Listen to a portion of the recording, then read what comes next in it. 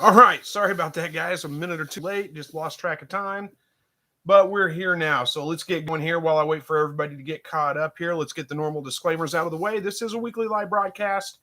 Pretty much every Thursday evening, I'm here 7 o'clock Central, unless something happens, gets in the way, and, life kind of gets in the way, and I can't make it for some reason or another. But usually I'm here. So we don't have a topic planned out. I just interact with everybody in the live chat itself. Do my best to answer all the comments that come in, respond to everybody, unless you're having conversations with each other, which is perfectly fine. You can do that. I'll typically skip over those to try to get to everybody that's asking me questions or commenting to me, to respond to that. The only things I ask, be family friendly, be polite, don't be calling each other names, don't be hateful. There's no reason for any of that. We can have disagreements and still be polite and friendly, and it doesn't matter. Just focus on the things that are common between us and not get all bent out of shape about it. So that's about it. Let's get into it. All right. Who all we got here? Is that McLeod? I think it is. McLeod Family Farm. Did I pronounce that right? Hopefully I did. Hey there, I'm catching you live for the first time. Thanks for joining. I appreciate that. I think I saw you on Zach's live broadcast the other night, and he had a hard time pronouncing your name, and you told him it was pronounced McLeod Family Farm. So I think you should follow that up with there could be only one. Maybe you don't get the reference to that. I don't know. But anyway, hopefully I got the name right. So S.O. Swanson says, greetings from Memphis, Tennessee. Good to see you. Verna, good to see you. It says, hope your day went well. It did. Thank you. Franklin, Ohio is where Verna is. Let's see. S.O. Swanson, hey, how those hatchlings? Oh, you're talking to Verna, aren't you? Okay. Maybe. I don't know. I'm not sure who has hatchlings, so I'm not sure who you're talking to, but probably Verna, because she called you cuz. I'm guessing you're cousins. I'm guessing. Anyway. Let's see. Jennifer says, hey, all from East Tennessee. Just got back from Moab, Utah, and wait on some new hatching eggs from my share. Awesome. Moab is one of the places I'd really like to visit. Like to go out there and do some photography, so I am jealous. I don't know if you got to take any great pictures while you were out there. Hopefully you had a good time, and good luck with your hatching rate. I'm sure it's going to go well. You've got a good supplier there with my shire. Jasmine says, hello, Chris and fellow Quail fanatics, tuning in from Crane, Missouri. I know exactly where Crane is. I've been there many times. Thanks for joining us. Josh, hello from Mississippi. Awesome. Jesse says, good evening, everyone. Good evening to you, Jesse. Sillamore says, hey, Chris, all from North Arkansas. Good to see you. Hey, Whiskey Tango Farms is here. Says, good evening, Chris and everyone. Cool, rainy night up in Wisconsin. It was actually pretty warm here today. It got up to almost 80 degrees, which is not terribly hot, but it is warm. Apparently, we have rain in the forecast coming probably Sunday, but it has been nice and cool, cooling down in the evenings, in the night, getting down in the 50s. So you wake up in the morning and it's like 55 degrees. Oh, it's great. It's been great. And even with it being 80 degrees today, it wasn't real humid, so it was real nice. Katrina, hey, everyone from Gilroy, California. I just got home from my work trip. Awesome. Good to see you here. Thanks for joining. And we got some people talking to each other. I'll skip over those. And there we go. There we go. James Dahlheim. I think I got that right. I saw you on my shire the other day, their live broadcast too, I believe. Says, hey, all, Chris was my first quail pusher. The first quail pusher, huh? Well, thank you, I think. I don't know, I guess. Anyway, Toast, why not? Says, hello, Chris. It's been a while since I've joined your last live stream. Figured I would stop by. Thanks for stopping by. I appreciate it. Hello to you, James. And Owen, I'm doing well. Thank you, Owen. Hello to you. Is that Jamming Mike, I guess. Hey, Dale's Quail is here. Dale's Quails, there we go, is here as well. Hello, everyone. Wisconsin here. Hope everyone's winter preps are coming along well. Yeah, I don't have to do nearly as many winter preps as you do living in Wisconsin. It's not nearly as bad here. We get down to freezing. We'll stay at freezing, for, maybe a week at a time, 4 or 5 days at a time. And then we usually are back up above freezing, and we don't have that permanent frozen status all winter long. It's pretty nice actually living in Southwest Missouri. But anyway, Jasmine says, hey, says hi back, Verna, and hello, Kristen and Brandon. Picked up 60 Coturnix hatching eggs from Whiskey Tango Farm at the post office today. Excited to hatch some fab fees, jumbo pharaohs, and the best. Probably the rest is what it means. Mystery. Awesome. Good luck with your hatch. I hope it goes well. I'm sure it will. Whiskey Tango Farms is a great supplier as well. So if you're looking for eggs, you got two of them right there, My Shire Farm and Whiskey Tango Farm. Both of them can take care of you. Josh says, thought so. I'm on my second gen eggs from there and pleased. Zach's got great stock. Yes, he does. And then McLeod Family Farms laughing, I think probably at my joke from earlier. I don't know how many people got that. There can be only one. If your name is McLeod, you got to say that, right? There can be only one. But anyway, or maybe you should have called it the McLeod Clan or the Clan McLeod homestead or farm or something. I don't know. Anyway, I'm going on a tangent. Robert Hermson says, watching you while on vacation in Front Royal, Virginia. I think that's Fort Royal, isn't it? Maybe. At the Homesteading of America conference. Awesome. I am pretty jealous. That would be a nice place to be right now. Katrina says, how different is a 16% versus 18% protein for rabbit pellets with regards to grow outs, and what do you use? Well, too bad you qualified that question because I was going to say it's 2% different. But as far as grow outs go, for rabbits, I like a higher protein than that. Well, I'm sorry, I'm getting mixed up. No, 16 to 18% is a good protein rate. I don't think you're going to see a whole lot of a difference in grow out rates from 16 to 18%. As long as it's over 15 to 16% right around in there, you're going to be just fine.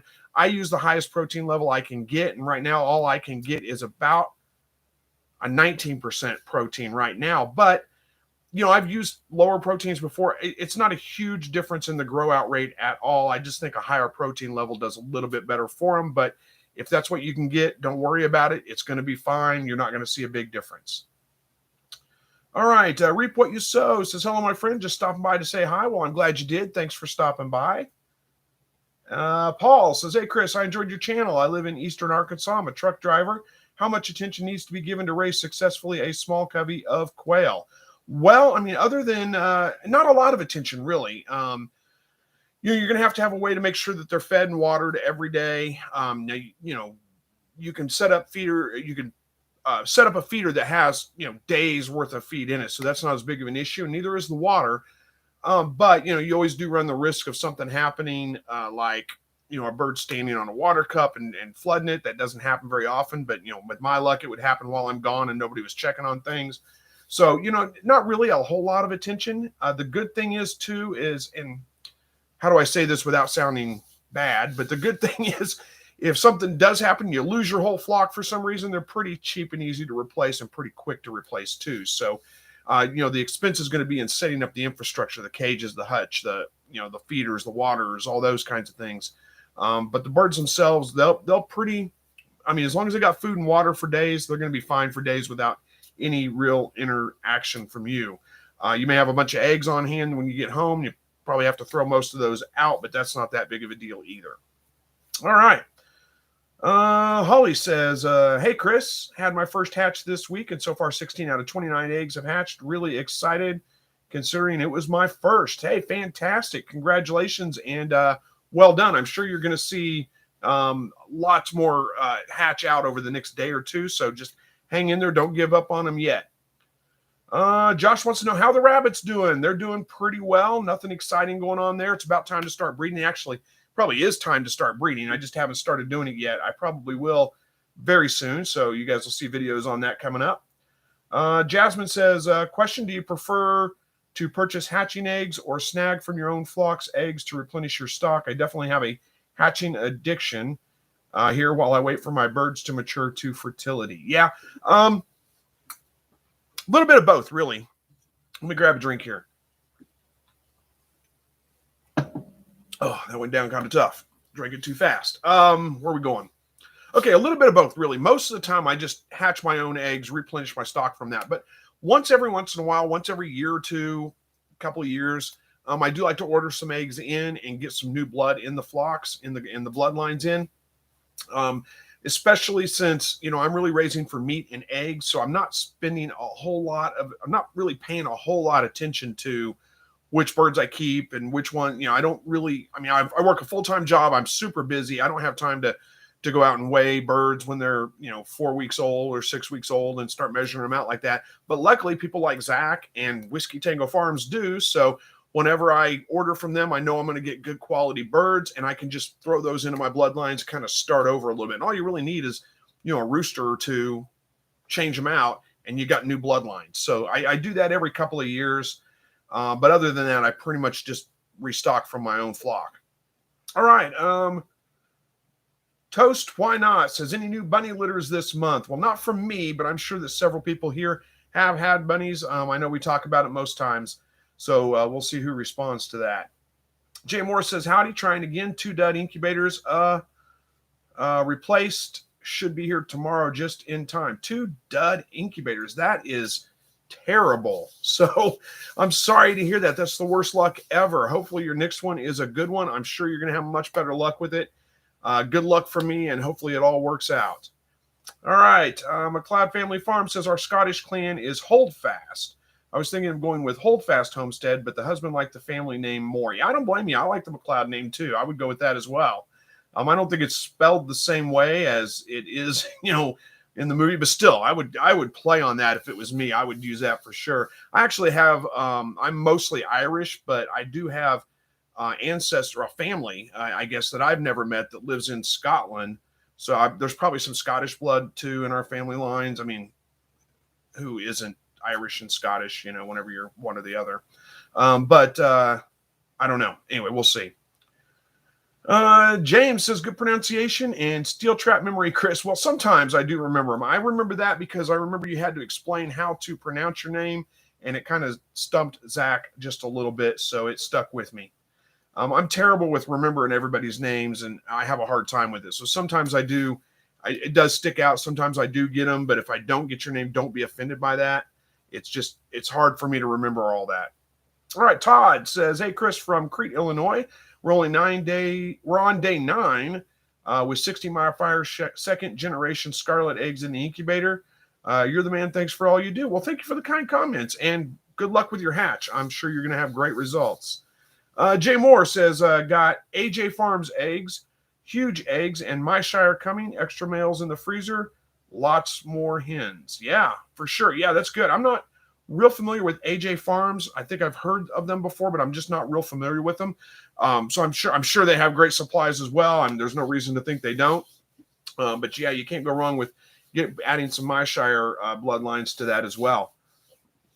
The Teach says, my quail just reached 4 weeks old and got to go outside to their forever hutch yesterday.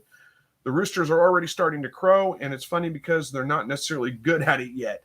Yeah, they'll try to crow. 4 weeks is pretty young for them to start, but yeah, that's they will try to crow before they're ready to, and it is kind of funny. It's like watching a little beagle pup try to learn how to howl or bay, and like they do, and I don't know, those things are always funny to me. All right, Jasmine says, I got a $40 6-foot pop fridge with the 6-foot pop fridge. Yeah, okay. With the intention of creating a homemade incubator or hatcher to keep up with my hatching addiction. Bought some parts and still researching a few final parts. Excited. Awesome. Let us know how that works out. I have not built my own incubator before. I know Terry at Katernick's Corner has some videos on a homemade incubator that he's put together. So I don't know if they'll be helpful for you. It's not a 6-foot, pop fridge or but I think he has put together an incubator. So I think he uses an Inkbird temperature controller with his. So that may be something, it may work out for you. You may already have all that figured out. I don't know. But if you need resources, Terry would probably be a good one to reach out to for that. All right. Verna wants to know what's getting your hens. Oh, did I read that wrong? Did you say you lost more hens, or did you say lots more hens? Is that what I'm not sure which one you meant. Good catch, Verna. I read it as lots more hens, but now that I look back at it, it says lost more hens. But I don't know if that's a typo or if you actually lost more hens. And yeah, I'm kind of curious too what's been getting them. Anyway, Jesse Mills says it's been a good week here. Went to animal appreciation event on Saturday. Ended up talking to someone and getting $6 and 6 doe Holland lops for free. Then on Tuesday, I received 30 free eggs. Well, fantastic. Sounds like a good week indeed. Congratulations. Josh says to Jay Moore, my Shire eggs hatch great as long as you follow the directions from Zach. Okay, makes sense. Where we at here? Josh says, we are just starting to breed again as well. Okay, well, good. Hopefully, all that goes well. Let's see. Winter Taylor, I got a rabbit due to kindle tonight. Ooh, nice. It's always exciting. I don't know if it's a first-time doe or not, but I know the feeling. You always got to go out and check on them quite frequently. Hopefully, all goes well. Nick says, hey, Chris, thanks for your videos. I had 5 out of 6 quails hatch. Awesome. That's pretty good. Congratulations, and well done. Jay Moore says, the males had 6. Wait, the males had 6 per male. As soon as they mature, they get brutal. The males get brutal when they mature at six hens per male. Well, they can definitely be a little bit over aggressive with breeding, especially when they first come of breeding age. They'll kind of calm down a little bit over time. But yeah, I know what you're saying. They can be brutal. I know it's tricky, but you've got the ratio right. 6 per rooster. That's the right ratio. I don't know, if you've just got some. I don't know when you say brutal, if they're being overly aggressive, like beating up the other birds, or if they're just overly ambitious with their breeding attempts. I had to figure out how to word that. So that if that's the case, they will calm down a little bit. Just give them a couple of weeks. But yeah, I know what you're saying. Jesse says the eggs are the new Egyptian fee color. Which eggs are we talking about? Eggs coming from, the 30 free eggs that you got. Is that what you're talking? Yeah, that's what you're talking about. Awesome. Well, congratulations. G. Michael says, hey, Chris, have you done any hunting this season yet? Have you been able to harvest anything? I haven't done any hunting yet. I got a, let's see, I don't know that this will show up. I got a cellular game cam, and I bought it off a Facebook Messenger from somebody it's used. So I'll see if I can find. I've got one picture of a really nice buck walking across the. That's not him. I don't even know if this will show up if I do find it. But that was like 3 weeks ago, and I haven't really seen a whole lot of activity. I'm starting to see more deer moving through now all of a sudden. I don't know if I can find this. I'd show it to you if I could, but it's a little tricky to go through. I don't want to waste too much time, so if I don't find it quickly, we'll get back to the broadcast.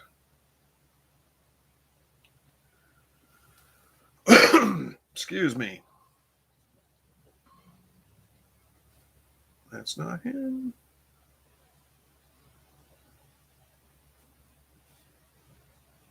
Well, that's a little buck. But anyway, haven't seen a whole lot of activity. It's starting to pick up. It is bow season here in Missouri. I am no good with a bow, but I am good with a crossbow, and they allow crossbows. So, yeah, I'm getting ready to go out probably in the next week or two. Hey, look, there's a $5 super chat from Sillamore. He says, just because. Thanks for all the good info, Chris. Well, hey, thank you very much for the super chat. You're welcome. So, yeah, I plan on getting out and doing some hunting in the next couple of weeks. But, no, I have not done any so far. All right, where are we at here? Hey, my Shire's here. We were just talking about you. Thanks for joining. Josh says, Jay Moore it's a mini fight club from the get-go in my flock. Yeah, I can imagine. Some of the birds can be pretty aggressive. Let's see. McLeod Family Farm says, I was just given 2 gorgeous blue New Zealand rabbits. I can't wait to get back into raising rabbits. Well, fantastic. Congratulations on the new rabbits. Sillamore says, y'all give Chris a thumbs up. Well, thank you very much for that. I appreciate it. It does help out. I don't know why, but it does help if you like the videos, and it lets other people know, and hopefully we can get the word out. Same thing that Zach was saying the other night. That's our goal, is to get the word out to other people, help other people out. That's why we're all in this. So, all right. McLeod says, oh, yeah, I'm Irish too. My maiden name is O'Neill. Yeah, that is an Irish name for sure. Actually, my last name is Carnes. That is an Irish name.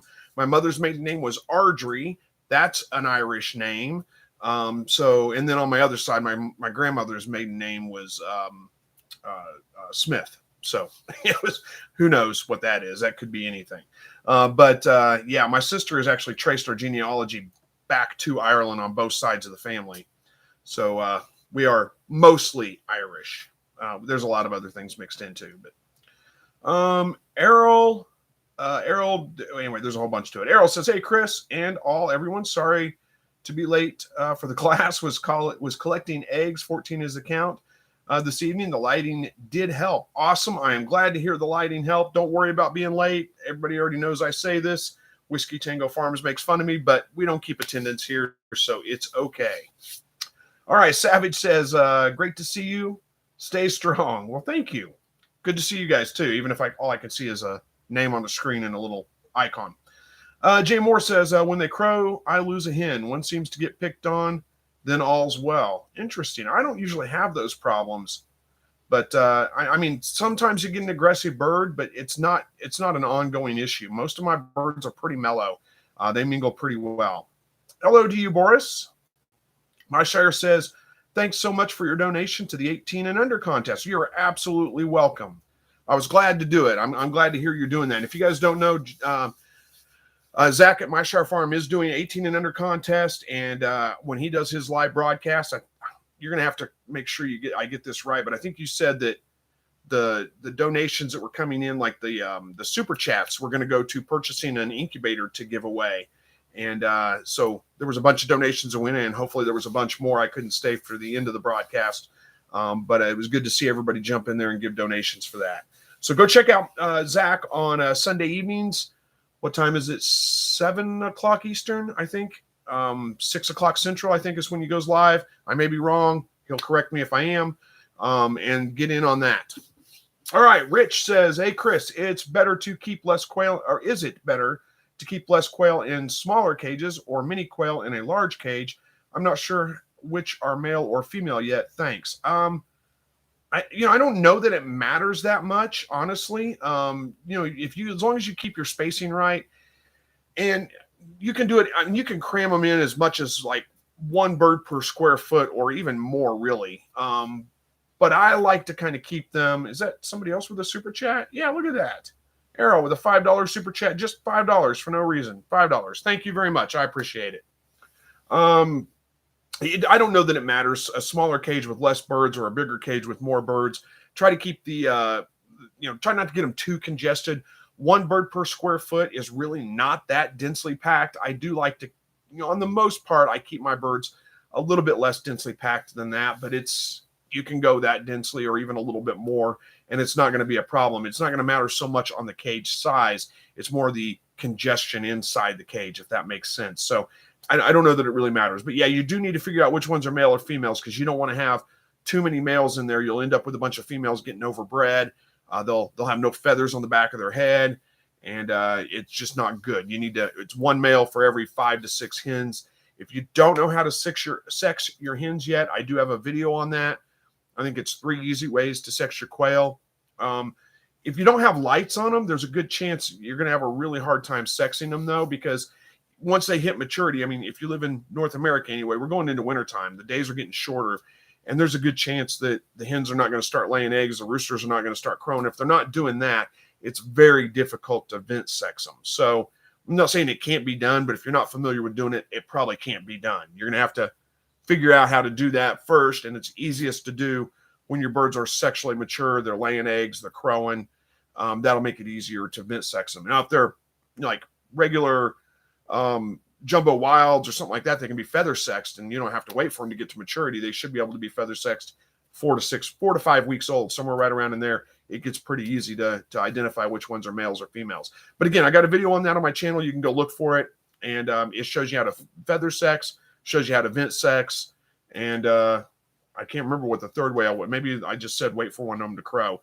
I don't know what I said on the third way, but those are pretty much the 2 ways. You can either feather sex some, or you have to vent sex them if they're not feather sexable. All right. Katie says, "Hey, Chris, how often should you sanitize the floor of your quail cages?" I never sanitize the floor of my quail cage, ever. And I think Zach was talking on his live broadcast the other day that I can't remember who you said was out, but somebody like official was there and said, don't ever use chemicals around them or anything like that if you feel the need to sanitize things. Then a Listerine mixture, 50% water, 50% gold Listerine. That's what I use to kind of sanitize my incubator between hatches. I spray that on the eggs before I put them in the incubator as well. And I've used that for cleaning things, but I never find it necessary to sanitize my hutches. I don't think that it's really necessary. But if you want to wash them out, I wouldn't do anything more than just spray them out with water or stuff. If you're saying how often, hang on, I think this is a work-related question. I'm sorry, I got to step away and take this real quick. This is Chris. Hello? Yes. No, it's Carnes, yes.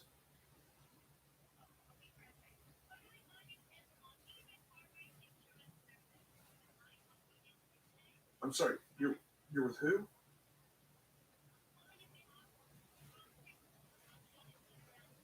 An insurance company?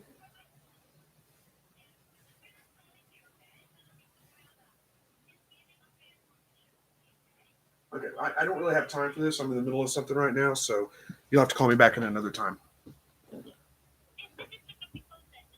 Okay. Sorry, one of those pesky telemarketers. If you guys don't know, I work for a call center, so I am a pesky telemarketer. I was trying to be nice, but I couldn't deal with it right now, and it really irritates me because they called me Carnes, which is a sure clue that it's a telemarketer. And when I corrected them, oh, I'm sorry about that, Mr. Carnes. They got it wrong again. So anyway, we're back at this. Cheshire Kit says, have you ever used the nest boxes? Hopefully I got the sterilization question answered for you.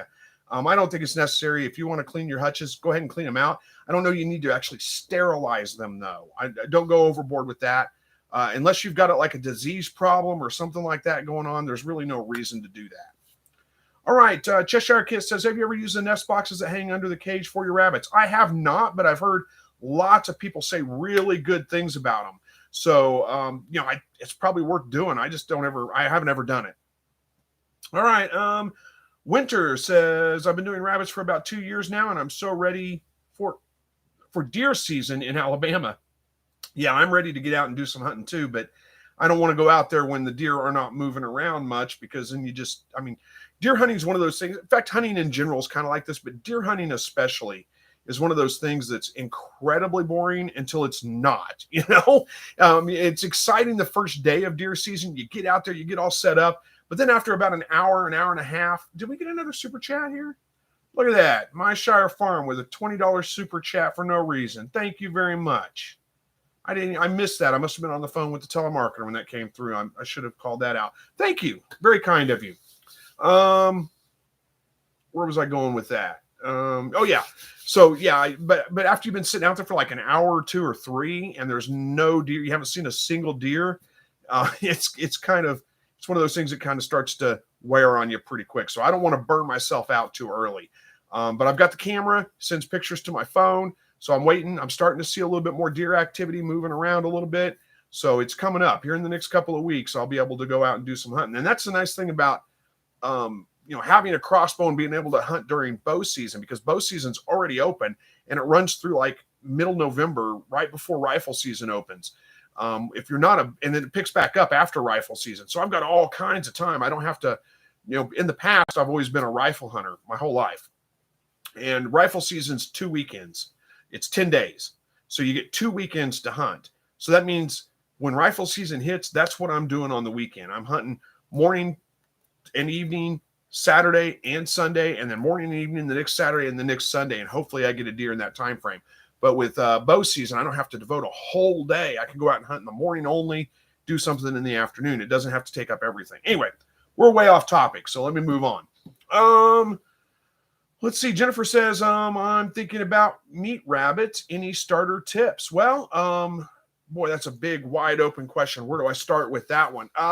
Get good breeding stock if you can. I mean, it's not super important. As long as you get meat rabbits, you're going to be fine. But if you guys see me looking around, there's a fly flying around here catching my attention. But get good breeding stock if you can. Go with like a New Zealand white or a California or a silver fox. I mean, there's lots of good meat rabbits out there.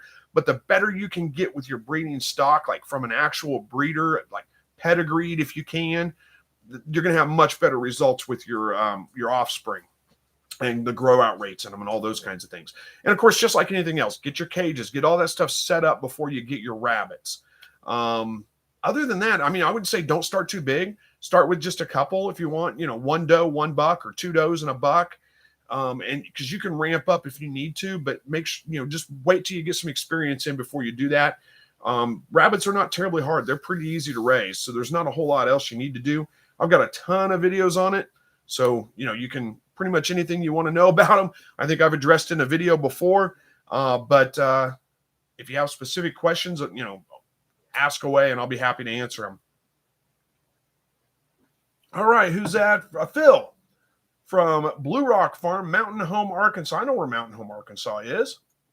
It's a little ways away, but not that far. Let's see. Verna said Friday as well. I don't know what that means. Oh, my auction win goes in locked. Okay, you're talking to somebody else. That's okay.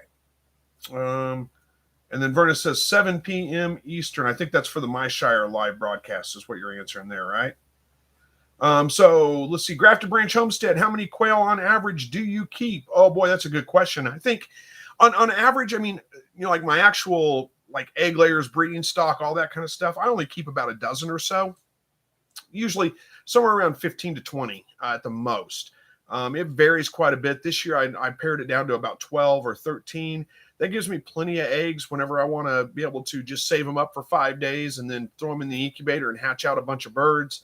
It's not too many. I don't go through food too fast. Now, of course, during the summertime when I'm hatching birds out and growing them out for meat runs and those kinds of things, I'm up to 40 or 50 or 60 birds, probably closer to 60 or 70 on most of a lot of the time. But I pare it back down to those breeders and only keep about a dozen or so for my breeders. So hopefully that kind of answers that one for you.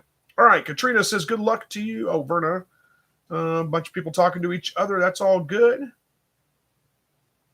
And Errol says, sorry for the poultry. I don't know what that means. I'm sorry, I'm lost. My Shire says, yes, each month we'll give away 30 My Shire eggs, a candler, a Winona Ranch cage, Dale's Quail's brooder, and a waterer, feeder, and heat light to someone under 18 to promote the next generation so they can learn self-sufficiency, entrepreneurship, and responsibility. That is fantastic. I didn't know all that stuff was in the contest. I knew you were giving away cages, and I should have brought that up, but that is a fantastic thing to do. Thank you for doing it, Zach. I do appreciate it anyway. Jasmine says, question, how old is too old to breed New Zealand does? What age is optimal for doe to produce a good litter? When do you retire male and female rabbits? I'm trying to do some planning with my rabbits. Yeah, good questions. Usually your rabbits are going to be able to produce does for probably around 4 years, somewhere right around in there. Bucks can usually go a little bit longer, 5, maybe even 6 years. What I do is I just watch when my doe starts having like smaller litters or failed litters or any of those kinds of things, and it becomes a consistent issue 2 or 3 in a row. I know it's probably about time to retire that doe if she's older. And really if she's just not getting pregnant at all, there's mating going on, or the buck stops mating, then that's usually what's going to happen. Is he's probably going to lose interest before he becomes infertile. And they're older rabbits, around 4 or 5 years old, somewhere right around in there. Then it's time for me to retire them and start looking for new rabbits. And hopefully that answers that one for you. The optimal time to breed them, from about 6 months on, 6 months old on. That's really it.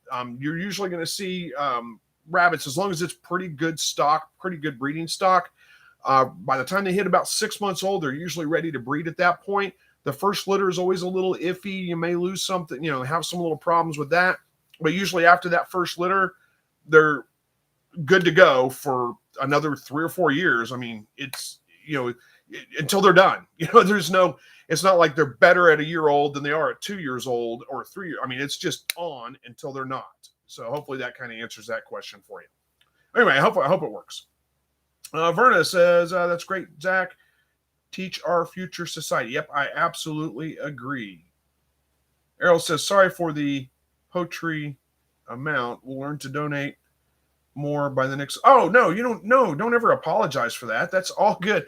I'm not asking you guys to give any money to me. I don't, if you want to give me a super chat, I appreciate it. I don't care if it's 50 cents, 25 cents, 10 cents, whatever. I'm not asking. You don't have to apologize at all. I'm not upset about that.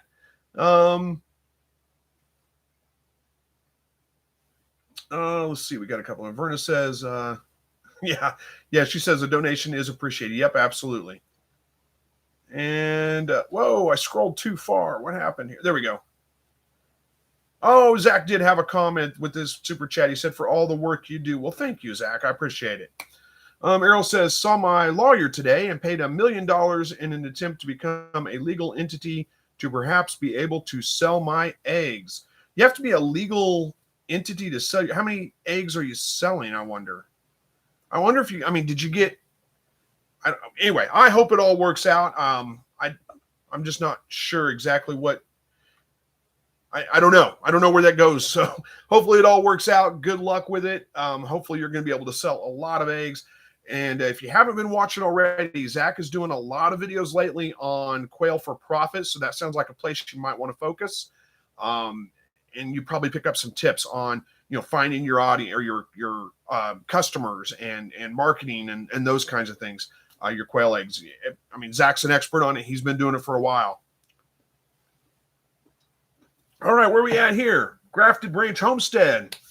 Question: should you use Listerine sanitize, or should you Listerine sanitize eggs when they come in the mail before the incubator? It's not a bad idea. It's not necessarily something you should do, but it's not going to hurt them. And if you don't know what she's talking about, the Listerine, it's 50% water, 50% gold Listerine, and you just mist down the eggs. Now, you do not want to do that after you've put them in the incubator. Once they go in the incubator, don't do that anymore. But I usually do that right before I put them in. I do it with my own eggs. I do it when I collect the eggs, and then I mist them down once more before they go into the incubator. So with shipped eggs, what I do is I put them in the egg turner, and I set the egg turner beside the incubator. I'm looking over at my incubator. I set the egg turner beside the incubator, and I let the eggs settle overnight. And I do mist them down with the Listerine mixture when I put them in the egg turner. So it's not a bad idea to do. It's not going to hurt anything, but it's not necessarily something you absolutely have to do. Ed Got Bait says, we just called because our car warranty was expired. Oh, you got to call because your car warranty was expired. Telemarketer called. Yeah, this was somebody calling saying they were calling for an insurance company, but they had a super strong accent. I couldn't hardly understand them.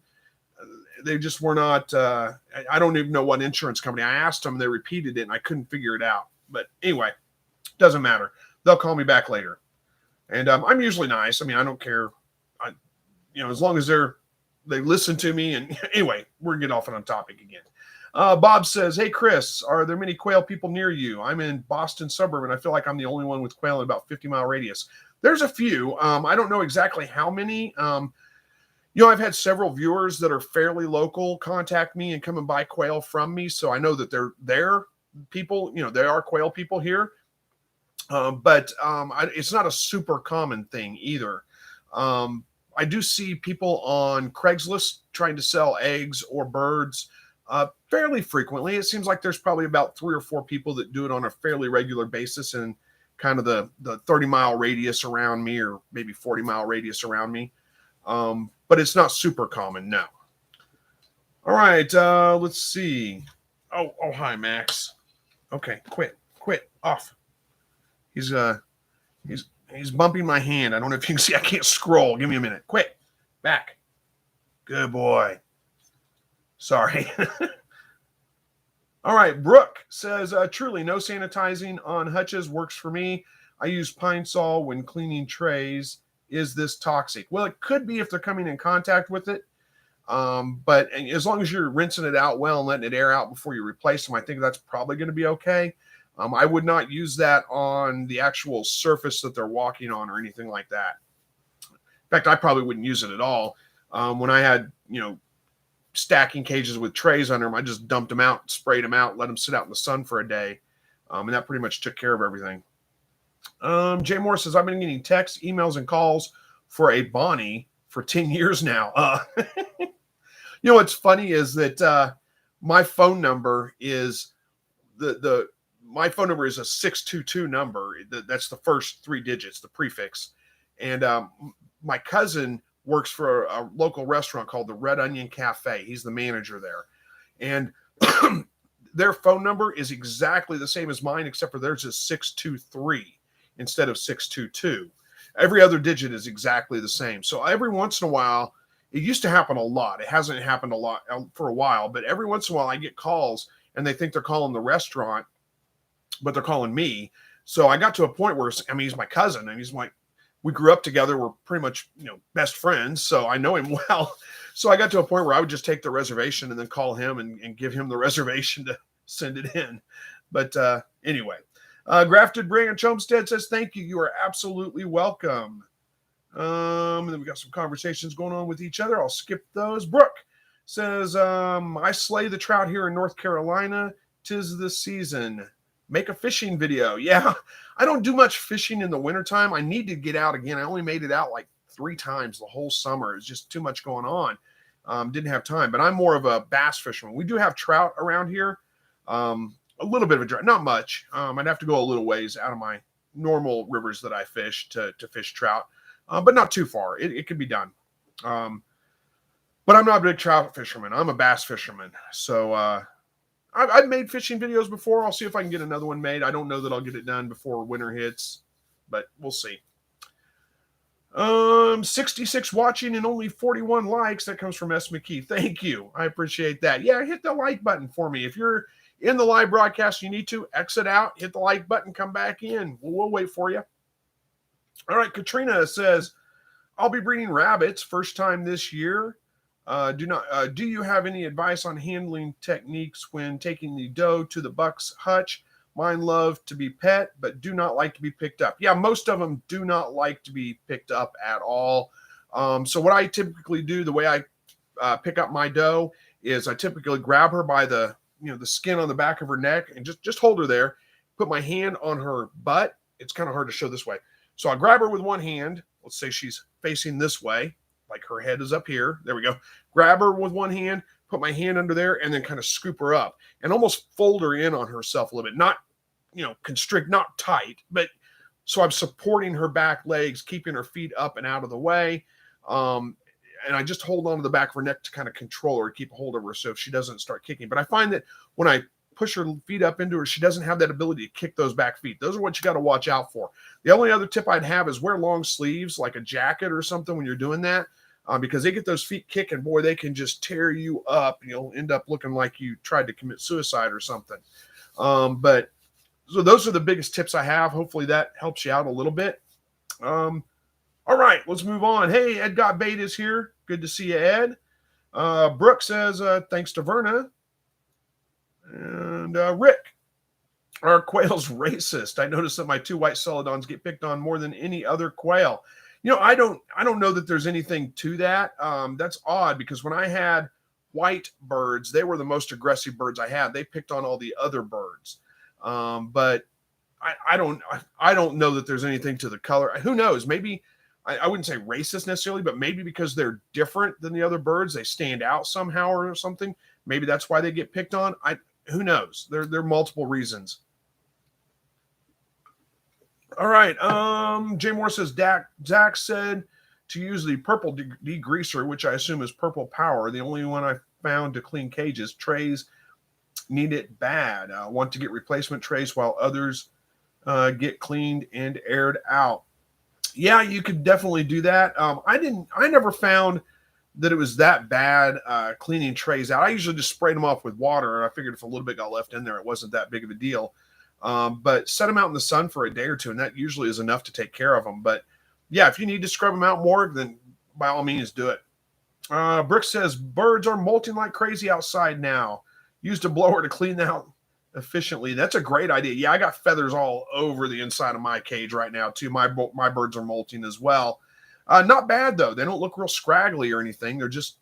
They've lost a bunch of feathers, and I guess they're growing them back quickly. Jay Moore says, my cats of the same color seem to stick together like your quail. Whoever mentioned celadon. Yeah, cats seem to stick together. I don't know. Maybe there's something to that. Amanda says, hello from Marshfield. I just wanted to say hi and thank you for all the info that you provided. We will have our first kits in approximately 2 weeks, and I could not have done it without your help. Super excited. Well, awesome. Thank you so much. Is that Marshfield, Missouri? I know where that is. I was up there not too long ago. But anyway, congratulations on your kits coming along. Hopefully that all goes well. Thank you for the kind comments. I'm so glad to hear that the videos have helped. How are we doing on time? Yeah, we got about 12 minutes left here. I can't do like Zach does and do those 2.5 hour live sessions. I can't do it. I got to get off here, go to bed so I can get up for work in the morning. Katrina, apparently my quail like zucchini. I had cut a huge one in half to stuff it, and it sat in the refrigerator too long, gave the chickens half and the quail half a couple of days ago, and it's almost gone. Yeah, they do like those kinds of things for sure. Zucchini, interesting. I don't know that I've tried zucchini with them, but they've eaten cucumber, they've eaten some tomato, there's several things that they'll eat. Hey, there's a good suggestion too. Jasmine, not talking to me, but I'll share it anyway, says unscented liquid Castile soap is a safe alternative, or diluted vinegar or hydrogen peroxide will help sanitize trays without harming your quail. And of course, rinse the soap or the vinegar. Yeah, that's a good suggestion. All right, Brooke says, thinking Thanksgiving and selling bacon-wrapped quail jumbos from my shire. There you go.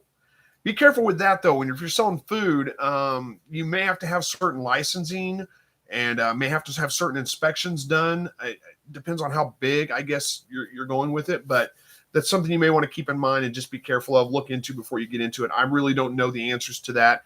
I just know that there are some things you don't want to get in trouble. Let's put it that way. Paul says, Chris, I don't want to make you jealous. Last Saturday, I had 9 deer in my backyard. Oh, I see them every day on the way to work. They're out in fields on just on the side of the road. And it's not that far out of town, So yeah, but I don't know. It does make me want to get out and do some deer hunting, of course, but it's different out in the woods. They're not the same. Same thing with squirrels. You see squirrels in the city, man. They'll come right up to you. They'll run around while you're outside in the when you go out squirrel hunting out in the woods, it's different. They're much shyer. They do not. It's like they know they're being hunted. Jay Moore says, nice. We need more quail people. Be nice to have anyone close to trade lines. Did that as a rare cat breeder. Knew the best breeders and traded. Yeah, that is good. If you have people locally that you can trade with, that's always good. While we're waiting, Homesteads here says, good evening, everyone. Good evening to you. Let's see. Katrina's talking to somebody else. Jasmine says, yum, Brooke. Yeah, for the bacon wrap quail, for sure. Very good. Verna says, Zach posts those every Saturday and talks about it on Sunday's live stream. That's the Quail for Profit. Yeah. Okay, good. Grafted Branch Homestead said, how many hutches do you keep going? And then and I think there was more to that, but I can't find the rest of it. So I only have really the 2 hutches that I use. I have 3. One's just kind of there just if I need it for some reason. But I really only have the 2 hutches that I keep. And most of the time I'm just using one of them. The other one's kind of either a grow out pen or if I need to separate out birds or, whatever. I did have my future breeders in one pen while the others were growing out. Anyway, I just usually keep one going on a regular basis and the other one gets kind of rotated through. Brooke says to Katrina, I'll let you guys talk. Jasmine says, I love all the Mac debuts on the Max, I think you're saying. Max debuts on the recent videos. He's a cute boy. Your poor wife having to bathe the skunk off. Hope she forgave him, LOL. Yeah, well, I had to do it the last time. So luckily we had all the stuff to do it. And she said, it wasn't as bad as the last time he got hit by the skunk. I have not got my full sense of smell back. Sorry, work stuff. But I've not gotten my full sense of smell back since I had COVID several months ago. I can smell, but it's not as sensitive as it was before. So it didn't seem like it was as bad to me either. I could smell the skunk, but I couldn't tell how bad it was. She said it wasn't as bad as the last time. So yeah, she got over it. How can you not forgive him? Come here, Max. Come here, say hi. How can you not forgive him? Look at him. He's awful cute. Look at him. He's a good boy. Yeah, interested in the lights. Okay, thank you. Okay, that's enough. Off. Good boy. All right. S. McKee says my phone number used to belong to a drug addict. I got a lot of late night calls. Yeah, I can imagine. Oh, it sucks. Errol says when receiving telemarketing calls, I just start to speak another language besides Spanish, and they just hang up. Yeah, well, you realize you're talking to a telemarketer here. I mean, I work for a call center, but it's okay. You don't have to like them. I know. I get it. I don't mind, telemarketing calls. I don't mind salesmen trying to sell me things. I mean, that is their job. But what I don't like is whenever somebody calls me and they just don't listen to what I say. They don't, like I said, I'm a telemarketer, so I can talk. I mean, I'm not on the phones anymore, but I've done this. I mean, that's been my life for the last 25 years. That's what I've done for a living. So, anyway, again, we're getting off topic, but yeah, that's probably a good way to do that. If you know another language besides Spanish, because they'll put you on a Spanish list and call you back. Russian would be a good one, or any kind of Asian language, Chinese or Japanese or Korean or anything like that. All right, Jay Moore says, I keep my ringer off around 10 scams and spam calls a day. Wow, you get a lot of them. Just so you know, it is, you can, put yourself on do not call lists and things like that. You can also, it is illegal to call with an automated dialer to a cell phone unless you have permission to do so. So, you can bring that up to them. Chances of getting them, in trouble for actually doing that are probably slim. But most of the calls that I get, the company I work for, we only call existing clientele. Not only, but for the most part, we call existing clientele. So it's not as big of an issue. But anyway, again, way off topic. Jasmine says, yes, definitely wear long sleeves when moving those doughs. Katrina experience shows on the scars on my arms. Yeah, it does. They'll get you good with those back feet. Let's see. Brooke says, started with quail addiction thanks to Zach. Now a rabbit addiction because of you, Chris. Breeding my first silver fox doe in the next few weeks. Well, I'm glad, I guess. I don't know. I don't know if I should take credit for that or not. I don't know if that's a bad thing or not, but good luck with your breeding. I'm sure it's going to go well. Silver fox are a good breed, so you picked a good one there. Errol says Khaki Campbell's and black runner ducks should start to lay in a matter of weeks. We'll attempt to find a market for them. We'll start at a farmer's market primarily. Well, that sounds like a good plan. I hope it goes well. Verna says, I use empty feed bags to line my poop trays. Hey, there's a good idea. Makes cleanup a little bit easier, I imagine. Brooke wants to know from Katrina. Says, nice, Katrina. Kit's on the way. And Amanda says, yes, Missouri, love having local YouTubers. Yeah, and I mean, Marshfield's not, it's kind of local, I guess. It's in Missouri. It's not that far away, but yeah, it's not like right down the street. It's a little ways. Let's see. Errol says, have you seen other person selling duck eggs at the farmer's market? So yeah, that sounds like, I love duck eggs. Duck eggs are great. If you like fried egg sandwich, make that with a duck egg. It's the best thing ever. Jay Moore says, mine like zucchini. Finally, they're done growing for the year. Energizer zucchini. Keep going and going. Dehydrated a bunch of it. Yeah, zucchini is one of those things that, I'm super excited when it first comes on. I do like zucchini quite a bit, but by the time, they're not even done producing, and I'm sick of eating zucchini. So we did chop up a bunch and froze it. We'll see how well it, it should be fine. All right, Brooke says, selling bacon-wrapped quail to a family and friends. They are stoked and eager to learn about quail. That sounds like the perfect market there. Family and friends, shouldn't have to worry about getting in trouble for it.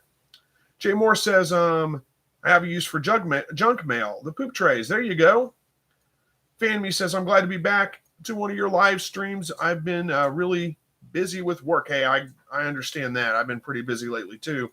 Thanks for stopping by, though, and making it with us. We got 4 minutes left. Let's see if I can get through everything.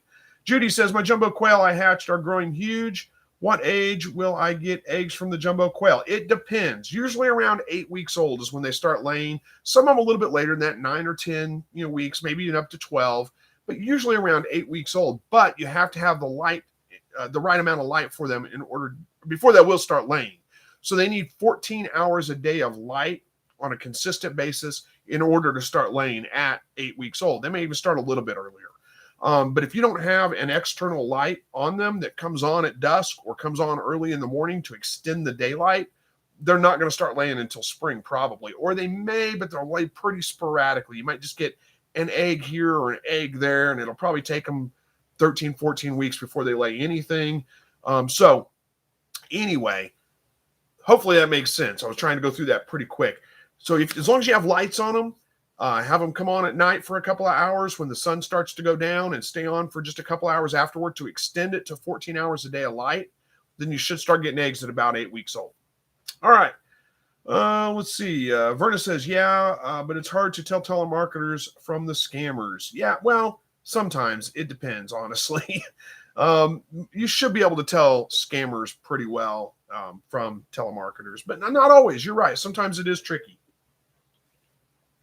If they start asking for like really personal information, especially if they say they're calling with, your like one of your current company, your cable company or whatever, and they start asking you for like social security numbers and those kinds of things, it's probably a scam. There are times where, if you buy something like, new phone service or new TV or whatever, they may have to have your social security number, but that should not be the first thing they're asking for. There should be a lot more to it than that. But anyway, Sillamore says, gotta run. Thanks always, Chris. God bless. Thank you for stopping by. God bless you too. And scammers are just plain thieves. I agree. They are for sure. Judy says, thanks, Verna. They are currently 6 weeks old. Roosters are not crowing yet. Did Verna answer that question? Oh, 6 to 10 weeks is what she said. Yeah. Well, it's probably, if they're roughly 6 weeks old, 6 weeks old is a little bit early for the roosters to start crowing. Usually it's pretty close though. So you should start hearing it any minute now. But again, if you don't have the light on them to get them up to 14 hours a day, they're not going to start crowing. They're going to wait till spring probably. Jasmine says, thanks for answering my question, Chris. As always, appreciate all the time that you take to help this community. Well, thank you for the kind comments. And I'm glad that I can help. All right. Where's it at? Whiskey Tango Farm. There's Verna saying they need 16 hours a day of light. If not having light, they will not go into breeding mode. Yep, that's exactly right. Whiskey Tango Farm says, had a great time watching the live tonight. Had a great night. Have a great night, everyone. Well, thank you. I had a great time being here with you guys. Thank you for joining. How are we doing on time? Oh, just a minute or two left. We're going to wrap this up, don't we? I got a few comments. I can get through most of them. Let's see. Is it Tra Jones? Says, hello, my silver fox does will not breed with my males who are the same age. They are 7 months old. One female won't lift. The other one circles around the male until they both get tired. Any tips? Oh, boy, that's a tough one. First of all, it's incredibly common. Does are notorious for being a little bit stubborn to start breeding, especially young does or first time ever breeding. The biggest thing you can do is really just try and try and try again. Be persistent with it. Morning, 15 minutes, night, 15 minutes. Next morning, 15 minutes, next night, 15 minutes. And watch them the whole time. Always take the doe to the buck. Watch them the whole time. Give them 10, 15 minutes. If they're not breeding, put her back in her cage. Do it again that night. Usually after about 4 or 5 times, she'll lift for him. She'll be ready to breed. If that doesn't work, there is a trick that you can use that I share all the time. I've never resorted to this myself. I don't know why it would work, but so many people say it does. There's got to be something to it. Take her, put her in a pet carrier, put her in your car, drive her around the block a few times, bring her back, put her in with the buck. And who knows if that's going to work. I mean, I don't know why it would work, but people swear by it. So that's a trick you can try as well. Sometimes you have to kind of stop the doe, the one that's running around, put your hand in there and just stop her from running around anymore. And maybe she'll go ahead and lift for the buck. You can resort to force breeding, which is you basically hold the doe, put your hand underneath her and force her to lift up for the buck, but that's kind of tricky to do. And honestly, I think it's probably a little traumatic for the rabbit. So I prefer not to do that. I usually find that, just persistence will get them over that. Those are a couple of things. Hopefully that works. Don't be discouraged. It's common. They'll get over it eventually. Brooks says they sell duck eggs at a local organic co-op for $8 for 6. Good market for those layers. Absolutely. My Shire says, have a great night, great live. Thank you, Zach. I appreciate it. Hopefully I'll be able to make it to your live. I missed Whiskey Tango Farms this week. But I'll see what I can do to make it to the next week ones. All right, Judy. Okay, we'll have the light. Okay, we'll do. We'll do. I have lights. I already have it on my coach. Okay, yeah, good. Lights. Okay, you're gonna get the lights set up.